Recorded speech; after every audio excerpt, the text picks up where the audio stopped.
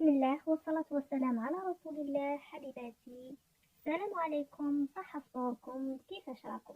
اليوم راني جبت لكم وصفة رائعة لطبيخ اللي أنا شخصيا نعتمدها منذ وقت كبير جدا، يعني منذ أعوام. هي وصفة أجدادنا ووصفة أمهاتنا أيضا.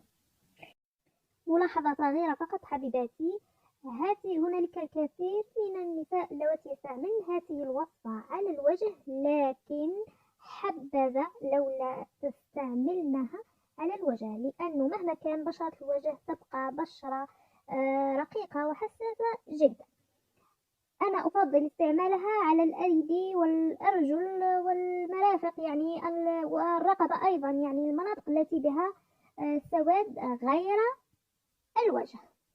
إذا هنا لدي مبشور صابون طرف، كاين اللي يقولوا صابون الحجرة أو صابون العربي، مبشور رقيق. نضيف له أكسيدون فانفولين، مرة نستعمل لوريات، المرة هذه استعملت أندريا، هذا اللي لقيته عندي. نضيف له قطرات حتى يعطينا قوام رغوي قليلا.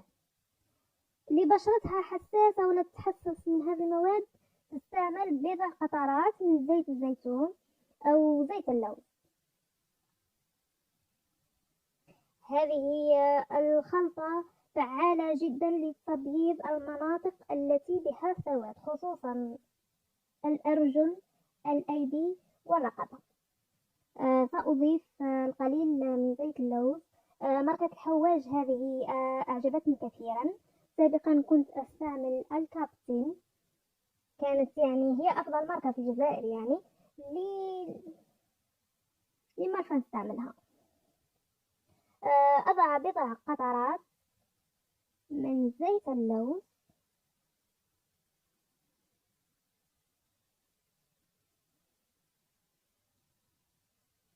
أقوم بالخلط جيدا. ماذا بك تخلطي بحاجة تكون بلاستيكية.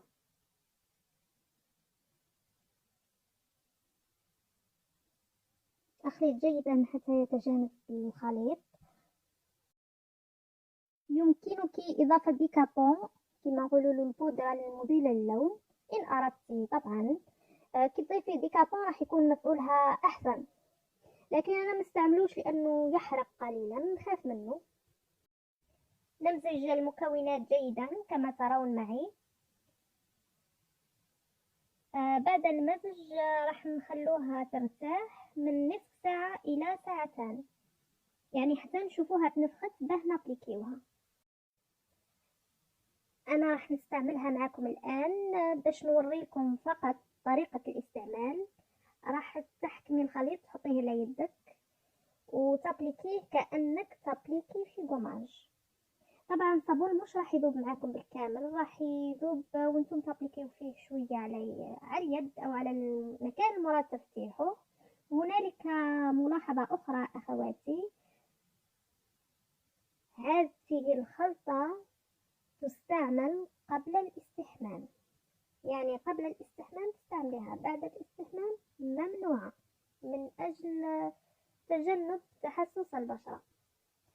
المهم أخواتي جربوها وردوا لي الخبر وخلوا لي ملاحظاتكم في الكومنتات. لما نفعتهاش الخلطة ديزابونيني، يعني خلطة مجربة. المهم حبيباتي، في أمان الله وحفظه، سلام.